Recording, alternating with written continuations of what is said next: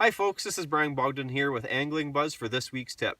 I'm absolutely astonished how many anglers don't use their electric trolling motors to help them land more fish. There's no debate in this day and age that these things have so much technology put into them that they help you catch more fish, but they actually can be used as a tool in order to help you land those fish and put those fish into the boat. So I'm just going to go through a few of the techniques that I use to help me do that.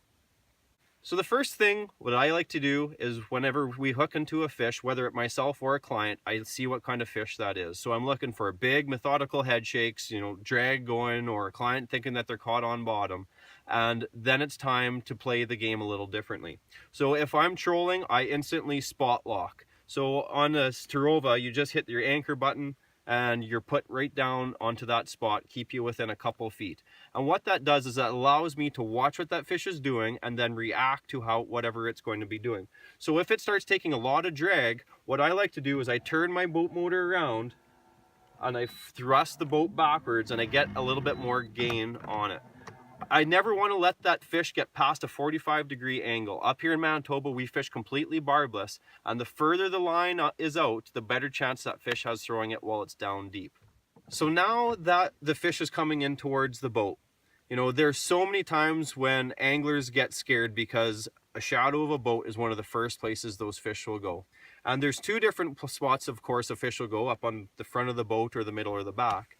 And so there's a couple different techniques you can use to help kick that boat off of those fish.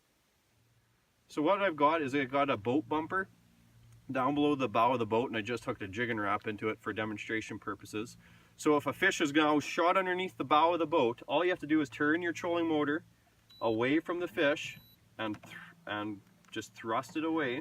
I'm just going slow so you can see it for demonstration purposes, and it'll slowly bring that fish out. Usually once they're out of that shadow, there's the big walleye. Usually once they come out of that shadow, then the fish will run the opposite way. And then it gives them a chance to just tire that fish out much more and they get a chance to put a net on it. Now we'll go to the back of the boat. Okay, so now the fish has gone underneath the back of the boat.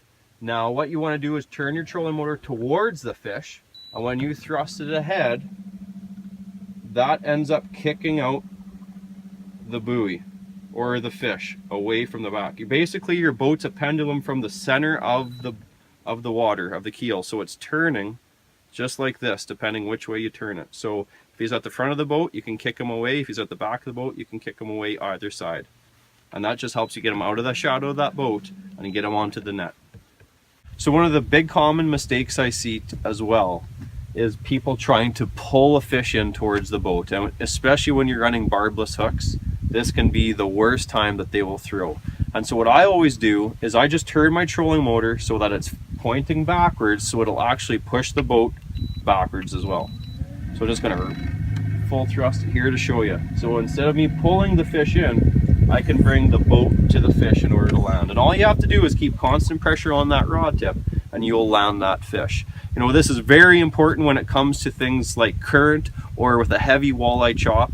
It's going to want to keep drifting your boat further away from the fish, and so you have to do something sometimes to get that boat back into position where you're able to land that fish. So try a couple of these techniques out. They actually do work, and I live by them. As soon as we hook into a big fish, I must always watching what that fish is doing and putting the boat into the right position so that we can get it topside. So that's this week's tip from Angling Buzz. Hope you like it.